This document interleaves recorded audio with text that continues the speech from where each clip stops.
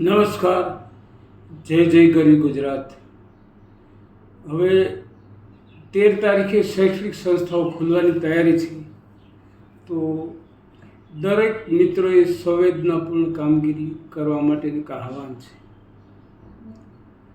13 તારીખે શૈક્ષણિક સંસ્થાઓ ખુલે છે અને સમાજના એક નાગરિક તરીકે આપણી શું શ્રેષ્ઠ ભૂમિકા હોય એના વિશે આ ચર્ચા કરી છે.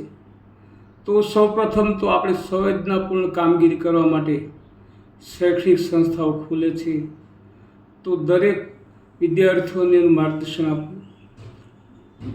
સમાજના છેલ્લામાં છેલ્લા અને નબળા માણસો આપણા પરિવારથી માંડી અને દરેક સમાજમાં આર્થિક રીતે ન પોસાય એ વસ્તુ, અને એમાં આપણે એને મદદરૂપ થવું પડે, કારણ કે શિક્ષણ એ ત્રીજી આંખ છે.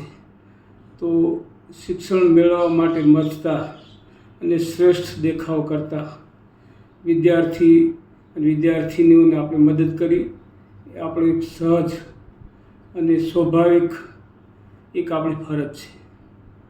તો મિત્રો, હું આજે વિડીયો બનાવું છું એનો અર્થ એ નથી કે હું પણ કંઈક આ રીતે જોડાયેલો છું.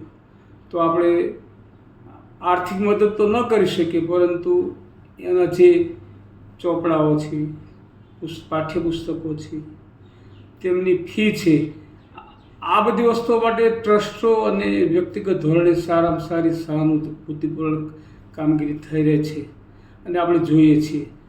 પેપરમાં વાંચીએ છીએ, સમાચારમાં પણ વાંચીએ છીએ. અમુક મુખ સેવકો હોય છે કે ફક્ત એમનો નંબર આપી દે અને નંબરના આધારે એ વસ્તુ એમને પહોંચી જાય. તો આ એક સંવેદનાપૂર્ણ કામગીરી દરેક સમાજે અને દરેક નાગરિકે કરવું. આપણે થાય એટલી કામગીરી કરવા માટે વિનંતી છે. વંદે માતરમ.